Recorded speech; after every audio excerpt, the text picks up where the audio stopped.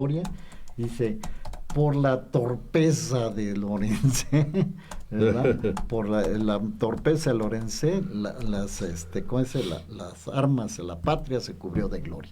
Fíjense nada más en ese cierre, ya lo habían no se dicho. autoadjudica No se todo el autoadjudica, crédito, un ¿no? hombre sencillo, bueno, que tuvo que dejar a su esposa moribunda, ¿verdad? Para irse a la batalla, ¿verdad? Entonces, pues gente entregada. Eso es lo que nos hace falta muchas veces. Ya Y aparece ahora lástima sí el... que se... Ya apareció Bueno, ahora sí, Facebook, amigos sí, de ya Facebook, podemos- Sí, pues, bienvenidos. Así ya voy a tratar de compartir. Mientras tanto, continúa, Bueno, José.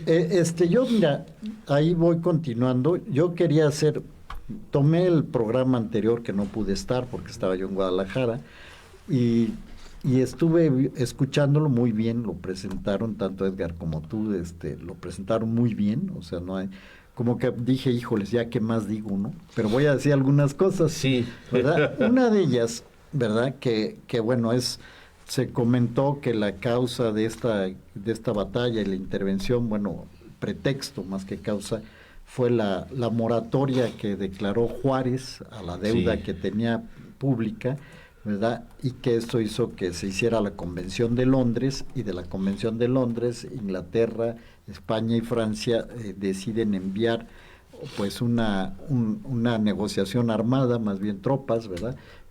Para negociar o tratar de cobrar la deuda. Ese era el propósito de dicha convención. Sí. Otro el de Napoleón. Bien, pero aquí, ¿esa deuda qué era? Y hay un detalle muy interesante, la parte francesa. En la época anterior, en la guerra de Reforma, se habían emitido unos bonos Jecker, ¿verdad? Por 15 millones de pesos. Esto era era un banquero, no me acuerdo si de Suiza, Bélgica, no me acuerdo qué país. Sí. Jecker, que había emitido unos bonos, ¿verdad? A favor de la deuda pública, que los había evaluado en 15 millones de pesos. Obviamente, como perdieron los conservadores, perdió Miramón, la guerra de Reforma, esta deuda se quedó ahí acumulada, ¿verdad? Y Napoleón III la compró por 5 millones de pesos, o sea, el 30%. Sí. Y creo que sí es suizo. Es suizo, ¿verdad? Sí, es suizo. Entonces, pues este tipo ya que siempre hay gente que hace negocios de las cosas, ¿no? Él emite esos bonos, y se los vende a Napoleón, y Napoleón, eso es la base para su reclamación, ¿verdad? Estaba obviamente la deuda inglesa que viene desde 1825, o sea, apenas recién independizados, ¿verdad? Y la deuda española del Tratado Montalmonte, ¿verdad? Almonte también hay que estudiarlo, ¿verdad? Que habían aceptado todas las reclamaciones, fíjate Raúl, todas las reclamaciones que pudiera tener cualquier ciudadano español como consecuencia de la independencia de México y lo que hubiera pasado después. Yo podía llegar y decir, hombre, yo tenía un changarro en Juriquilla y me lo tronaron y venga, ponlo ahí en la deuda, ¿no? Sí. Y esto se usó, ¿verdad?, de arma de negociación, y como también creo que Edgar lo mencionó y se dijo claramente, tanto la actitud inglesa como española era venir a cobrar. Incluso los ingleses, el representante que se llamaba White, él dijo, venimos a ayudar y a renegociar esto. Parecería Claro. un poco irónico, un poco quizás saltado, pero el general Prim ni se diga, ¿verdad? Cuando él se dio cuenta de la jugarreta de los franceses, dijo, aquí no juego yo a esto. Así es. Y pese a lo que recibió de instrucciones de Madrid, él decidió retirarse y se retiró. Y los ingleses que ni se bajaron del barco, ¿eh? De esos de plano. Es que él estaba rascando, es que yo le rasco por aquí, por allá, y en esto de los tratados de la soledad, cuando les dejan ir a Córdoba y a Orizaba para que estén en mejores tierras, e incluso creo que llegaron hasta Tehuacán los franceses, los ingleses, o sea, los españoles también llegaron a Córdoba ya, pero los ingleses quedaron en su barco, probablemente bebiendo whisky, ¿verdad? pero no, ambos españoles e ingleses para atrás. Esto es interesante porque nosotros siempre juzgamos a la gente en general, ¿no? Decían, estos son los malos de la película. Bueno, pues ellos venían a cobrar su dinero, ¿verdad? Sí. O lo que creían que era su dinero. Y tal vez alivianar también de cierta manera. Y alivianar, y cuando se dieron cuenta, desde luego también aquí se habló de Manuel Doblado, que esto es muy interesante, porque es el gobernador de Guanajuato, que fue nombrado ministro plenipotenciario. Juárez le dijo, ve y arregla esto, un hombre hábil, o sea, también eso, gracias a él se arregló. Pero fíjate, también leyendo los libros de historia, sí, los liberales de Juárez ganaron la guerra y Juárez formó un gobierno, el gobierno después de la guerra de reforma, estoy hablando. Pues Doblado era liberal, sí, pero no muy a favor de Juárez, o sea, como que él también tenía sus cosas. Y Juárez hábilmente le dijo, oye, te vas a cubrir de gloria, fíjate, te vas a cubrir de gloria arreglando esto. Y lo hizo, lo trató, pues tanto pudo convencer a Inglaterra como a España, ¿no? El problema se llama era de las habilidades que tenía Manuel Doblado, precisamente. Exactamente, y entonces digo, esto yo lo quería mencionar, y no sé si me permites, esto es un tema lateral, pero está dentro de esta negociación. Antes de permitirte, yo creo que es hora de ver a los... Yo no he logrado ni conectarme, así que... Humberto, no sé si ya estés conectado y puedas ver los mensajes. Pues a ver, tenemos, apenas están entrando los comentarios, tenemos unos mensajes... primero de Sergio Salinas desde Tampico. Saludos desde Tampico. Hola, Sergio. Un abrazo. Gracias por conectarte. A mi mamá, Blanca Salinas, saludos. Felicidades. Ay, feliz Día de las Madres, claro que sí. Gracias por conectarte. También tenemos un mensaje de Luis Reyes Vázquez. Buenos días, ahora sí ya conectados con gran interés a la escucha. Felicidades a todas las mamás. Muchas gracias, Luis, por conectarte. Nuestra amiga del diplomado, Alejandra Hernández Ugalde, nos dice buen día a ese maravilloso panel. Aquí, como siempre, escuchándolos para continuar con ese tema tan interesante. Felicidades a todas las madres. Saludos. Gracias, Alejandra. Maggie de la Torre, ahora sí ya están por aquí. Parece que todo el mundo tuvo problemas, ¿no? Al conectarse al principio a nuestro programa. Pero pues qué bueno que ya estamos todos conectados. También les desea felicidades a las mamás. Arturo Bautista Escalante, buenos días al panel desde la Ciudad de México. Hola Arturo, buenos días. Buenos días. Y José Hernán del Valle Jiménez. ¿Qué tal, cuñado? Sí. Es tu cuñado. Sí. Saludos. Dice, excelente programa. Saludos a las mamás. Perfecto. Y bueno, esos son los que me han llegado ahorita. No sé si tú tengas alguno por ahí. No, hasta ahorita es todo.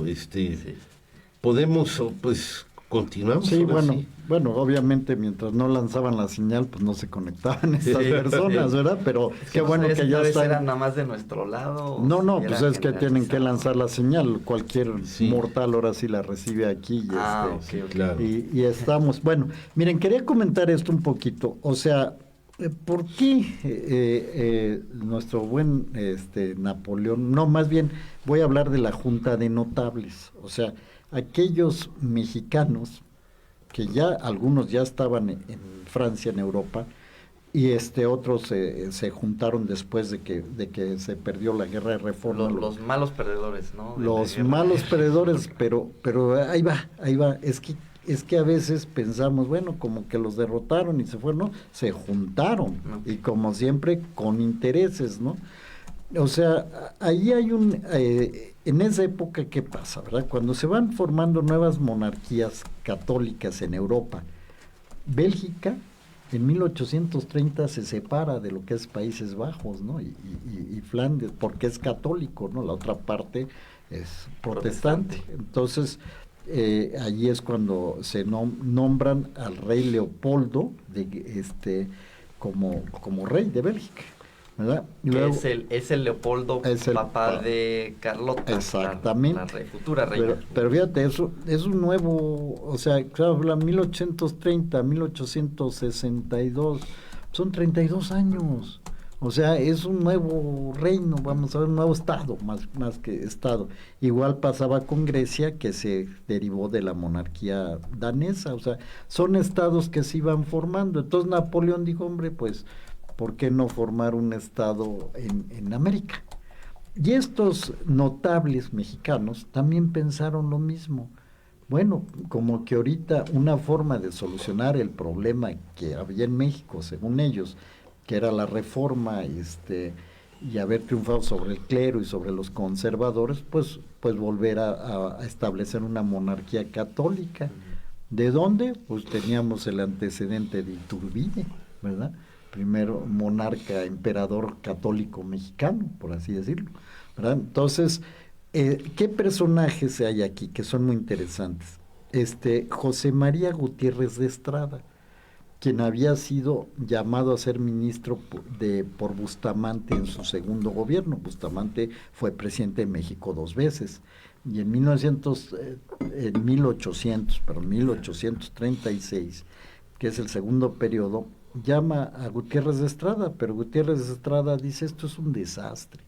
Y entonces él declara una declaratoria que se llama el ideal monárquico. Dijo, desde ahí este señor dijo: la solución para este México naciente es tener un monarca católico.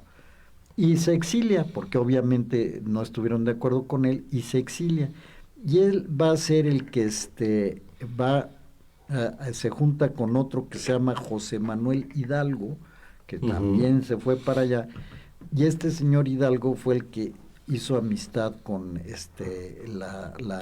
con Eugenia, con la esposa de Napoleón III, sí. Y así empiezan. Pero hay uno que a mí me llama la atención, no sé qué tanto se haya estudiado: Juan Nepomuceno Almonte. Sí. Hijo de Morelos. Sí.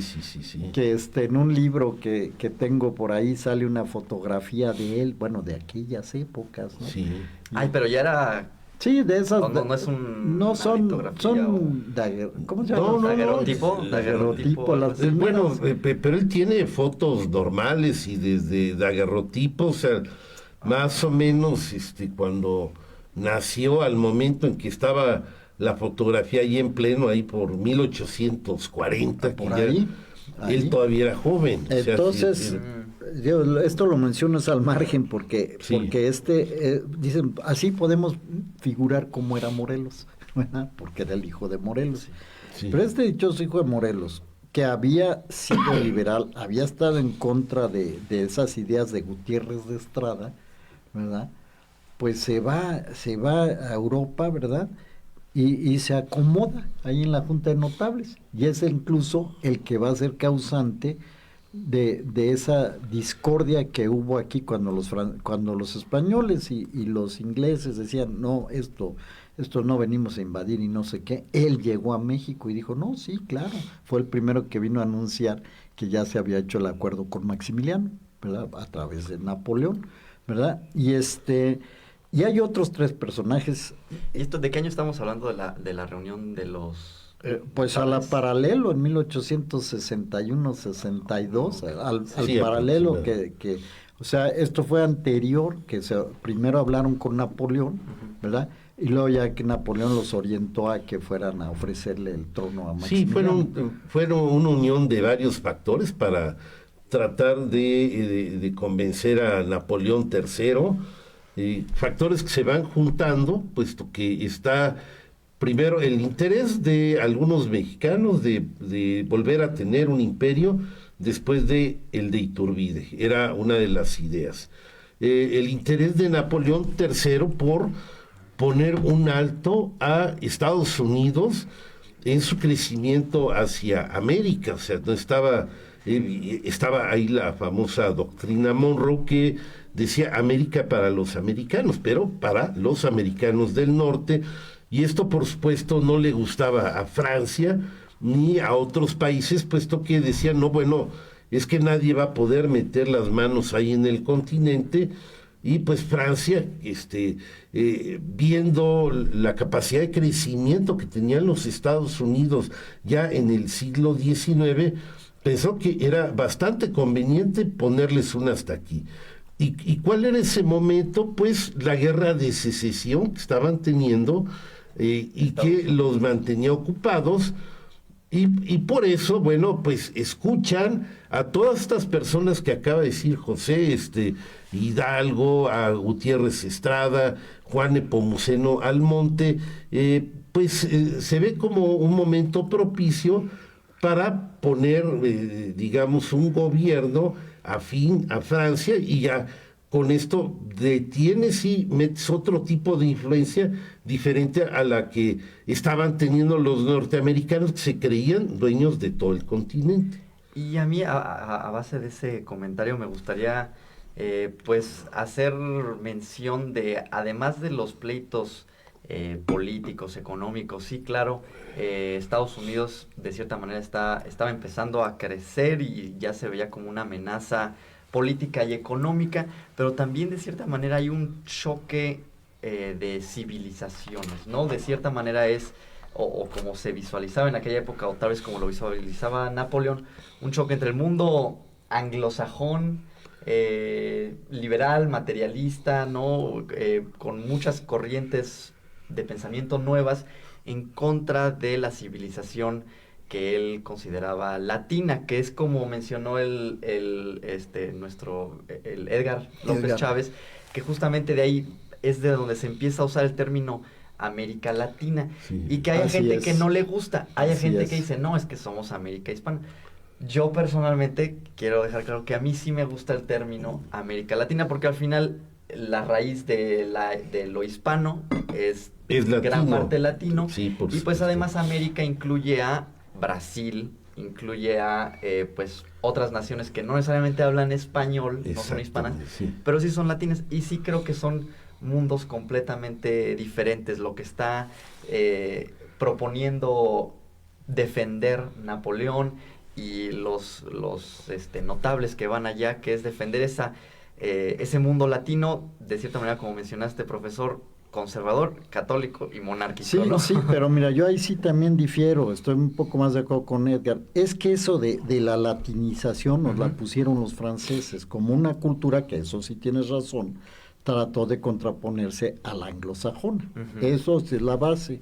Pero nosotros, después de 300 años de tener un origen hispánico y nacional, pues nos pusieron eso. Pero dejémoslo ahí. Nomás quiero acabar de hablar para acabar antes de la tres notables y si quieren ya me callo. Para entrar para entrar a las tácticas militares. Por eso, para que podamos seguir. Pero nomás aquí rápido. Ya hablamos de los importantes y cómo lo vemos.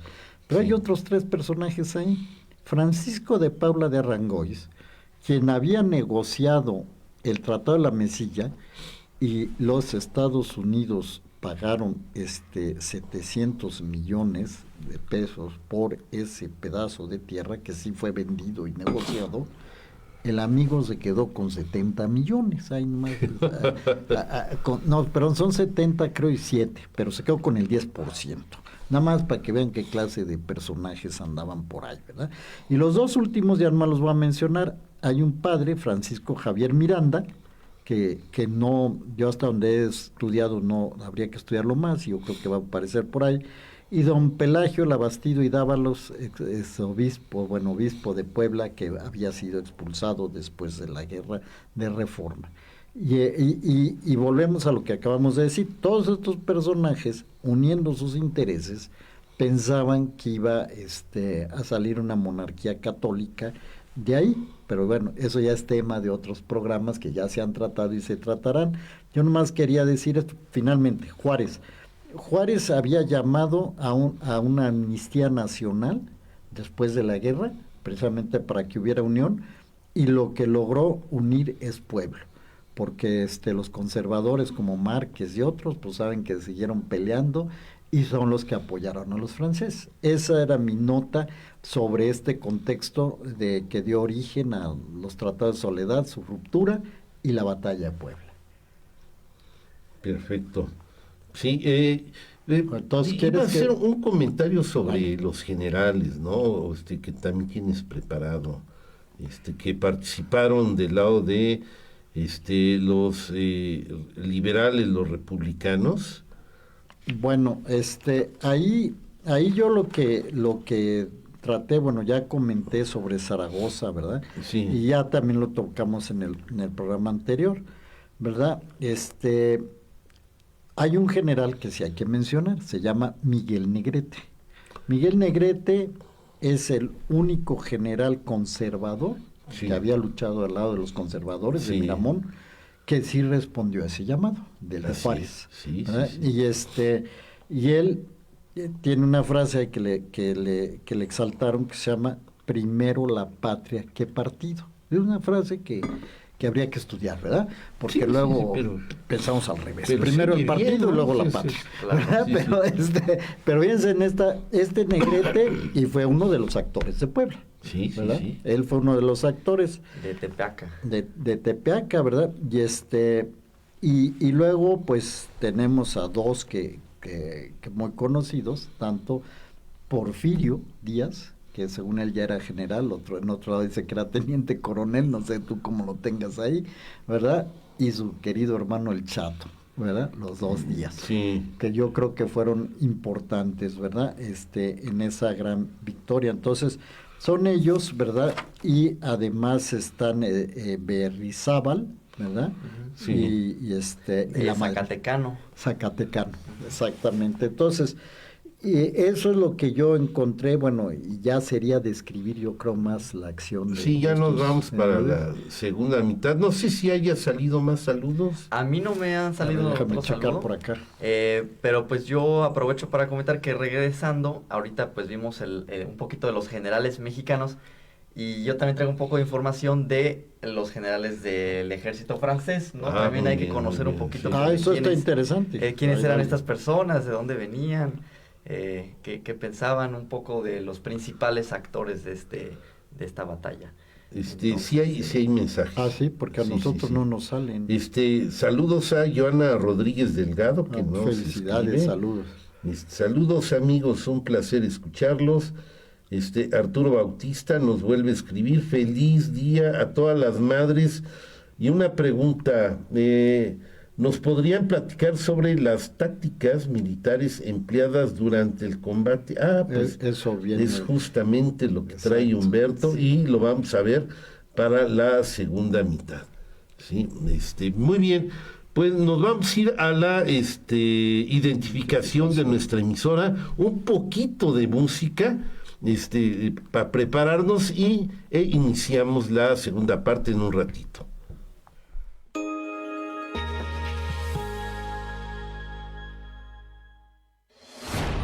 XHUAQ 89.5 FM.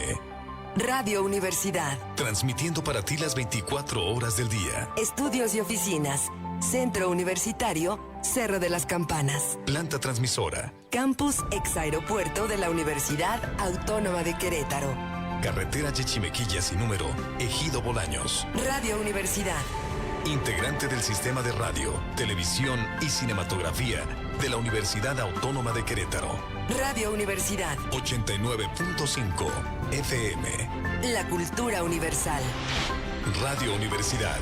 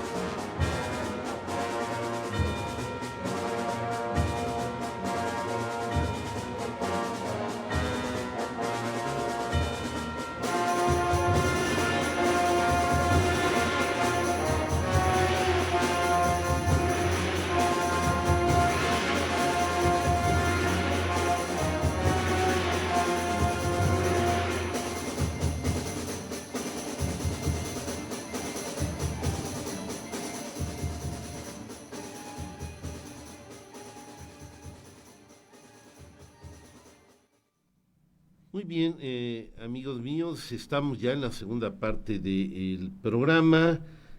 Tenemos dos mensajitos más. Sergio Salinas dice: excelente explicación. Y Mirna Escobar: interesante el programa, gracias. También tenemos de Joana Rodríguez, nos llegó aquí, saludos amigos, un placer escucharlos. Y Arturo Bautista Escalante, feliz día a todas las madres. Y una pregunta, ¿nos podrían...? Eso es lo que leíste. Yo creo que hasta ahorita me llegó después, pero sí lo había leído Raúl. Sí, así es. Pues esa pregunta que nos hace Arturo nos da entrada a esta segunda parte del programa, que efectivamente pues vamos a enfocarnos en una cronología de los eventos que fueron sucediendo, las posiciones tanto del ejército mexicano como del ejército francés. Primero quiero compartirles un poco de las fuentes precisamente que usé, en las que me basé para hacer esta cronología. Tenemos tanto fuentes primarias como secundarias, tenemos correspondencia oficial entre el general Ignacio Zaragoza con el Ministerio de Guerra de México. Hoy se encuentra en el Ministerio General de la Nación, pero han sacado varias ediciones con todos los documentos relativos a la intervención francesa. También hay correspondencia con del general Charles Ferdinand, que era el general del ejército francés, y también hay periódicos que en el momento, conforme iban sucediendo los acontecimientos, lo fueron relatando. Y bueno, y también veo que el profesor José tiene las memorias del general Porfirio Díaz, ¿no? Que también nos va a platicar un poco de eso. Ahora, ¿cómo fue exactamente el día, el 5 de mayo? ¿Cómo se desarrolló? ¿Cómo fueron sucediendo los eventos? Pues todo inicia en la madrugada, aproximadamente por ahí de las 4 de la mañana. Entre las 4 y las 6 de la mañana son las primeras movilizaciones del ejército mexicano. Nos relata Zaragoza que ellos van a posicionarse en los fuertes de Loreto y de Guadalupe. Y esos son los cerros que están, si no me equivoco, al noreste de Puebla. Y hay aproximadamente, tienen menos efectivos o menos tropas de las que tiene el ejército francés. En esta primera etapa hay aproximadamente unos 4.800, 5.000 soldados milicianos, no sé, profesor, tal vez tú podrías decirnos un poco más. No sé si podríamos decirles soldados como tal. No, efectivamente eso lo comentó Edgar. O sea, soldados como tal, quién sabe cuántos había. Porque se había, vuelvo a decir lo que dije hace rato, Juárez, quien respondió es el pueblo, y fueron reclutando gente. Entonces, una leva, una milicia, y están los famosos indios, que no son los de Zacapuastla, porque ya lo aclaró bien Edgar, que esos eran conservadores la mayoría, pero son de la zona de Puebla, muchos de las milicias que tenía. Y sobre lo que dices de los 4.000 hombres, algunos de ellos fueron comisionados a hacer un cerco defensivo en la ciudad de Puebla, porque los fuertes están en las afueras, están en las afueras de la ciudad. Se había puesto obviamente la defensa en los fuertes, pero una defensa también a la ciudad, entonces eran menos. Así es. Ok. No, sí tiene mucho sentido. Y de hecho, antes de continuar con la cronología de los eventos, hice un cuadro comparativo más o menos de cómo estaba el ejército mexicano y el ejército francés, que sí era un ejército. Ahí tenían arriba de 6.500 aproximadamente soldados entrenados. Eran tropas profesionales o de élite, se podría decir, contra los 4.500, 5.000 de milicias o regulares, rurales, que tenía el ejército mexicano. De tutti frutti ahí. Salieron a defender a su país. Campesinos con machetes y muy poquitos militares. Realmente yo creo que no llegaban ni a 1,000, o sea, uniformados con algún tipo de adiestramiento para esas cuestiones, muy pocos. Y la mayoría era leva, se encontró y se trabajó como pudo, y bueno, ya bajo, eso sí, mandos inteligentes, ¿no? O sea, todo este cuadro que describió José Quesada Fox, desde Zaragoza, Negrete, Porfirio Díaz, Felipe Berriozábal, en fin, eran mandos capaces. Lo que a la hora de la hora, no tuvo el ejército francés, tuvo generales orgullosos, obstinados, ciegos, engreídos. Y, a ver si tú tienes, Humberto, esos franceses, algo que nos digas. O sea, de los generales como tal, pues sí, mira, la verdad es que ellos llegan con una moral muy alta, subestiman completamente lo que va a pasar aquí en México. Yo creo que mucho de eso también viene pues de unas ideas racistas, de que pues obviamente como franceses superiores le iban a ganar a los inferiores mexicanos, que obviamente pues es un gravísimo error, porque pues no es el caso. Y la idea de que creían o asumieron que México clamaba por la liberación del gobierno liberal. Claro, no, totalmente tenían, pues, y no sé si nos puede decir, parte de eso es lo que le van a como a convencer, ¿no? Los notables que van allá, pues les pintan esa idea. Sí, de cierta manera. Que México deseaba que viniera Francia y que hubiera un monarca europeo. Bueno, así se la vendieron a Maximiliano, ¿verdad? Que él todavía pidió que hubiera una votación, ¿verdad? O sea, que le llevaran actas de votación que el pueblo clamaba. ¿Y qué hacían los franceses? Conforme iban ocupando ciudades, levantaban actas, supuestamente, donde se solicitaba a Maximiliano. Pero realmente esa osadía de los franceses a mí se me hace hasta tonta, perdón, porque eran 5,000. Sí. ¿Sí? ¿Estoy bien el número? No, eran como 6,500. Bueno, 6,500 6,500. para conquistar, entre comillas, o invadir un país de 8 millones de habitantes, ¿verdad? O sea, que obviamente, y eso volvemos a la estrategia de Zaragoza, que dijo, claro que asumo la defensa de aquí, cuando menos la idea de Zaragoza y sus generales no era ganar la batalla, era mermar a los franceses para que le dieran tiempo a Juárez y a los demás de organizar resistencia. De prepararse. Esa fue la idea. Tenemos algunos comentarios del Facebook. Marta Castillo, saludos al panel, felicitaciones a las mamás del diplomado de Ecos de la Antigüedad.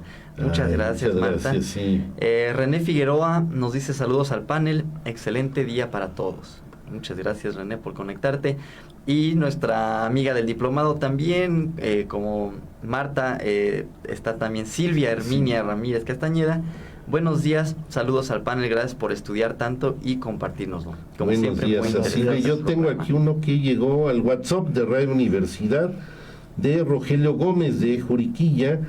En semántica, tanto el español como el latín son lenguas románticas. Sí. Sí, todo, exactamente, sí, es, a final de cuentas es el mismo origen. Muy bien, pues continuamos, Humberto. Continuamos, pues miren, también unas diferencias entre el ejército mexicano y el ejército francés, pues claro, era la artillería que tenían. Se calcula más o menos que el ejército mexicano tenía unas 12 piezas ligeras. Se dice que la pólvora que se usó, por ejemplo, pues era más que nada artesanal, se podría decir. Sí. Eran cosas que iban haciendo ahí, era armamento desigual, cada quien tenía diferentes armas, lo que encontraran, de guerras anteriores incluso, o como ya mencionó Raúl, machetes, lo que hubiera Palos, a la mano. Mientras que el ejército francés tenía total uniformidad en la artillería que traían, era la más alta o reciente tecnología. Tenían aproximadamente 22 cañones modernos, nuevos, ¿no? Que iban a usar pues contra las 12 piezas de artillería ligera que tenía el ejército mexicano. Pero pues como vamos a ver, mucha tecnología y muchas armas pues no necesariamente te van a dar el triunfo, muchas veces debido al territorio, ¿no? A cuestiones territoriales. Y pues eso fue gran parte de la estrategia de Zaragoza, fue precisamente escoger un lugar elevado para la defensa de la ciudad, mientras que a los franceses pues les tocó atacar pues cuesta arriba, ¿no? Que es muchísimo más cansado, exhaustivo, difícil y más. Tengo entendido que hasta hubo tormenta, ¿no? Ese día o... En la tarde llovió, según le oía Edgar. Sí, hubo lluvia. Y pues claro, imagínense en el lodazal, ¿no? Estar tratando de subir a esos puestos de defensa que tienen. Y pues muy, muy, muy complicado, la verdad. Y ahora de los generales que estaban liderando al ejército francés, tenemos a... Los principales serían el Charles Ferdinand, el general Charles Ferdinand, que era el mero del que estaba liderando el ataque con formación militar de la escuela militar de Saint-Cyr, que creo que se llama, y varios de estos generales que van a venir tienen esa formación militar, mientras que si nos damos cuenta los generales mexicanos, por ejemplo, Porfirio Díaz, aunque era un gran general, pues no necesariamente tuvo formación. No, pues él se formó en las guerrillas. Nada más se formó en guerrillas. Fue de pura experiencia, ¿no? Ahí fue agarrándole la onda. Mientras que Charles Ferdinand, escuela militar de Saint-Cyr, el general Brincourt, también egresado de la misma escuela de Saint-Cyr. Tenemos al general Castelnau, perdonen mi francés, ayúdanos con eso. Sí, pero él era de la Escuela Politécnica de Francia, pero también formado en militares, en tácticas militares, experto en artillería. Y pues todos también habían ya participado en otras expediciones en Italia, en África, guerras en Crimea, incluso, por ejemplo, en Rusia. Entonces, que tenían mucha experiencia, pero pues eso al final no determina mucho si subestimas al enemigo. Sí, ¿no? Y partes eso... desde un error de sentirte soñado y estar diciendo ya desde ahorita somos dueños de México, antes de que comenzara la batalla, después de haber pasado por las cumbres de Acutzingo, Lorenzés tuvo digamos este arranque de escribir a Napoleón III, que ya podía considerar México todo de él, o sea estaba cayendo en un grado de estupidez increíblemente grande, o sea, un grado de confianza peligroso que por muchas armas modernas y que se hace el primer ejército del mundo, simple y sencillamente te van a llevar al fracaso. Claro, ¿no? Y eso lo podemos ver incluso en tiempos modernos. El ejército más poderoso del planeta Tierra actualmente, Estados Unidos, cuando invade el Medio Oriente, cuando se mete a Afganistán, cuando se mete a Irak, subestimó completamente a los habitantes de ahí, a los guerreros de ahí, y pues han sido grandísimos fracasos. Igual Rusia cuando estaba metido en Afganistán. Todos subestiman, especialmente esas grandes potencias, suelen subestimar al enemigo, y eso pues les juega en su contra. Ahora, regresando, ahora sí ya entendiendo un poco de las diferencias entre el ejército mexicano, el francés, los generales que estaban involucrados de ambos lados. El profesor José nos platicó del lado mexicano, ahorita vimos un poco de los que estaban liderando el mando francés, pero bueno, entonces ahora sí, teniendo esto en mente, viajemos al 5 de mayo, es la madrugada, nos dice el general Ignacio Zaragoza en sus cartas al ministro de Guerra que el ejército tomó posiciones al amanecer, aproximadamente a las 4 de la mañana, en los cerros de Loreto y de Guadalupe. Entonces, ahí es donde ellos se posicionan para esperar la llegada de los franceses. Por ahí de las 7 de la mañana, entre las 7 y las 11, es que empieza el avance francés. De hecho, en la correspondencia entre el Franz Ferdinand a Napoleón nos dice que la columna del conde de Lorenzás avanzó con 6,000 hombres y 22 piezas de artillería hacia Puebla con confianza absoluta de éxito, ¿no? Entonces, pues ellos llegaron totalmente seguros de que iban a tener toda el éxito. Estaban confiados en la superioridad de sus tropas, de su artillería, atacan frontalmente sin esperar refuerzos, tampoco realizan maniobras de flanqueo, es un ataque totalmente se van sobre el fuerte de Guadalupe, que era el más fuertemente fortificado. ¿Dónde está el mayor grado de dificultad, el mayor número de soldados ahí? En el fuerte de Guadalupe. ¿Qué darle la vuelta y vamos a Puebla para tratar de disgregarlos? No. Vamos derechito al bulto. Sí, y así se fueron.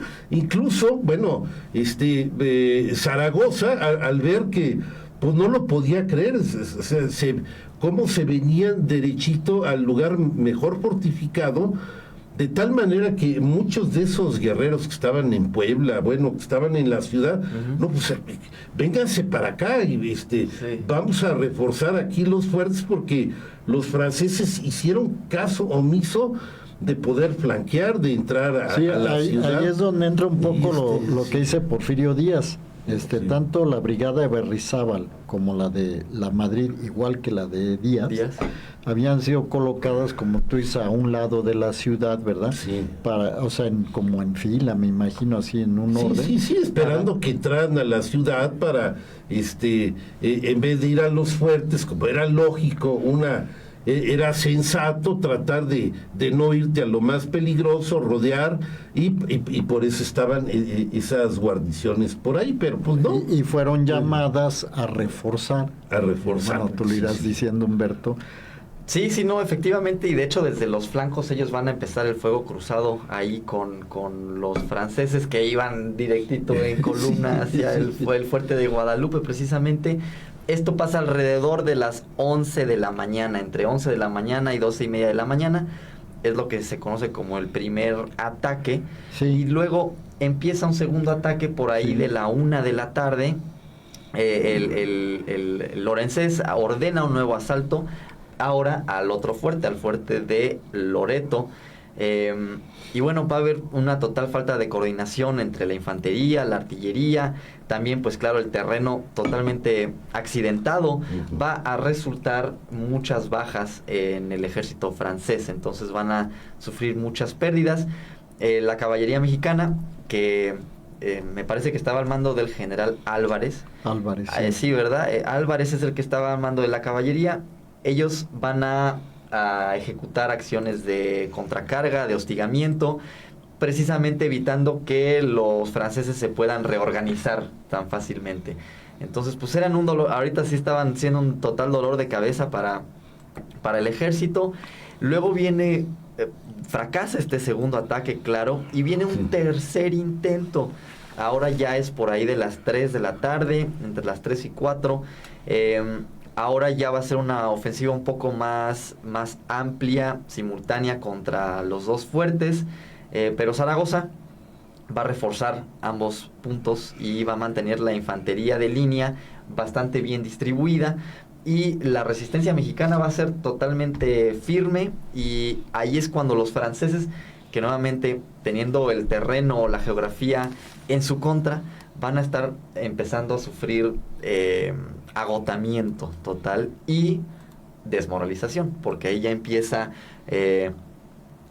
ya empiezan a decir, no, pues no son tan inferiores como pensamos, no va a ser esto tan fácil, estamos sufriendo varias bajas, entonces eso va a crear una fuerte inseguridad, claro, ¿no? Que al final pues todo está en la cabeza, pues sí. ¿no? O sea, si tú crees que puedes, igual sí, pero en el momento que empieces a sentir que ya no puedes más, hasta tu propio cuerpo empieza a fallarte, te empiezas a cansar más, la adrenalina ya no tiene ese efecto como cuando tienes la moral alta, ¿no? Entonces, pues ahí empieza la desmoralización, como mencioné, y hay cambios de condiciones climáticas. Ahí aproximadamente a esa hora, como a las 4 o 5 de la tarde, empieza a haber lluvia intensa.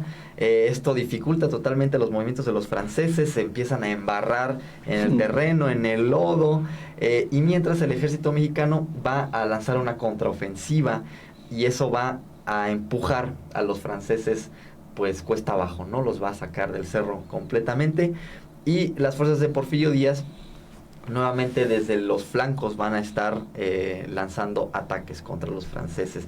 No sé si hay algo más que mencione Porfirio Díaz de ese momento. No, si hay algo que menciona. Yo, como les dije, pues obviamente estas memorias que se escriben en... Antes, rápidamente, un mensaje de WhatsApp que llegó. Buenos días, Raúl, José y Humberto. Escuchándolos con interés en el tema, la estrategia de los generales mexicanos superó al supuesto mejor ejército del mundo. Felicitaciones por todas las madres que están escuchando el programa y un abrazo fraterno, Marco Antonio Asprón Pelayo. Pues gracias. Muchas gracias. Ahora Bueno, sí. precisamente eso, la estrategia, es el de que dices, que hay adicional ahí que dice Porfirio Díaz, ¿verdad? Bueno, primero, ya lo había mencionado Edgar la semana pasada, parece que el ataque no sé si fue el segundo o el tercero, llegaron incluso hasta lo que serían los fosos del fuerte, ¿verdad? Ya están tratando de escalar y es cuando hasta les arrojaban ya las balas, así como ya no usando el cañón, sino aventándoselas, ¿verdad? Sí. Es que yo leí eso también, ¿no? Pero ahí es donde empieza Porfirio Díaz a decir, ¿verdad?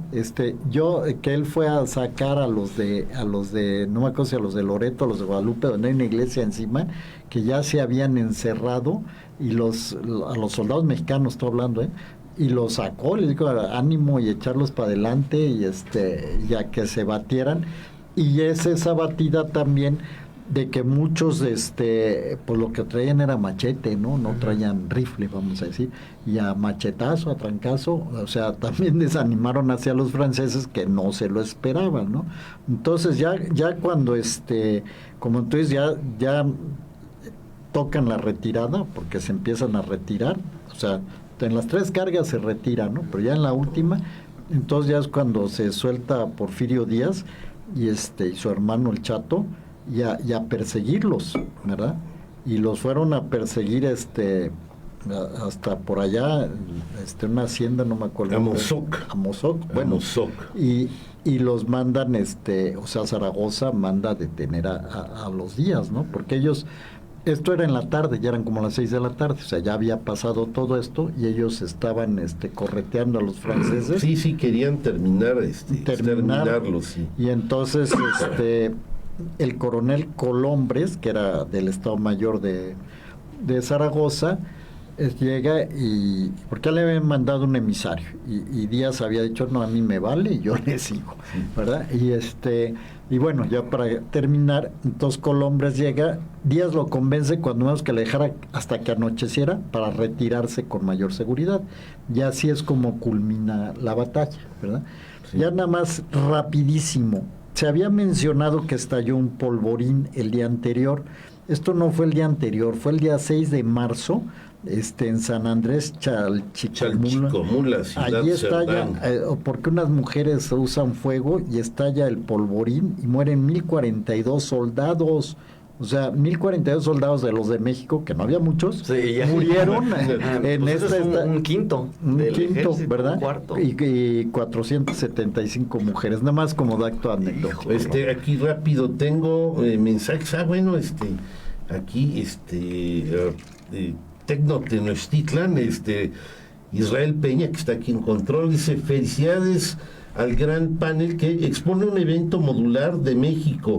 En alguna ocasión, en el acervo de Ciencias Políticas Sociales de las cartas redactadas por Ignacio Zaragoza, en documentos facsimilares informando a su mayor los eventos acontecidos día a día, y en verdad al leerlo se enchina la piel por el rigor y valentía y humildad que se expone en dichos documentos, agradecido por el contenido tan relevantes y generales en Radio Universidad en buena hora.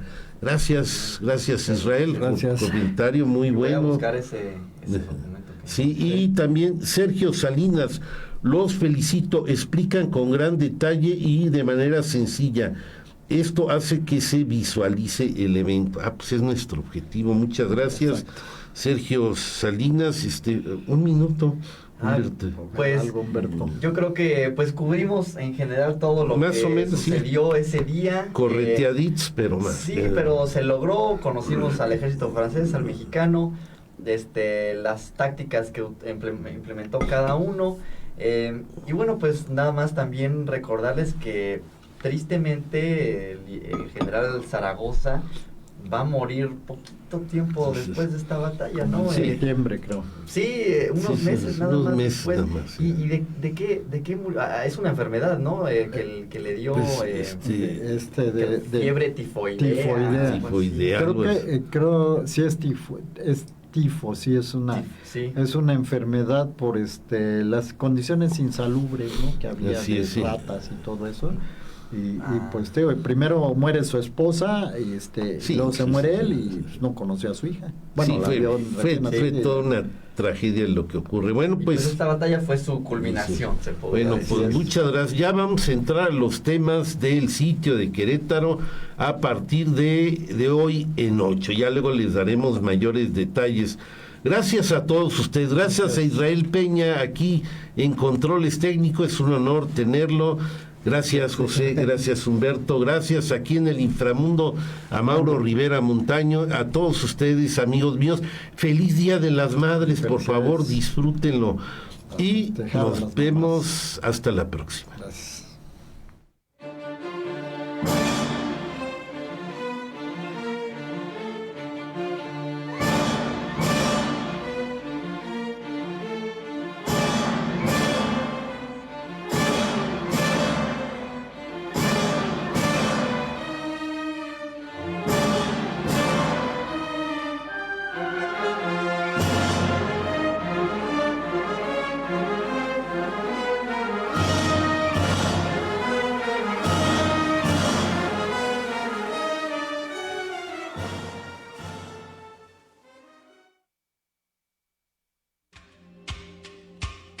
Ecos de la Antigüedad.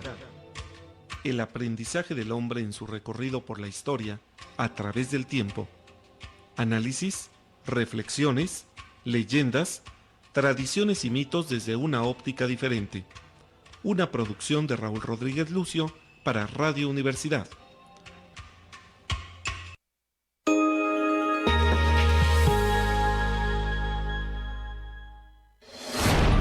XHUAQ 89.5 FM. Radio Universidad. Transmitiendo para ti las 24 horas del día. Estudios y oficinas. Centro Universitario, Cerro de las Campanas. Planta transmisora. Campus Exaeropuerto de la Universidad Autónoma de Querétaro. Carretera Yechimequilla sin número. Ejido Bolaños. Radio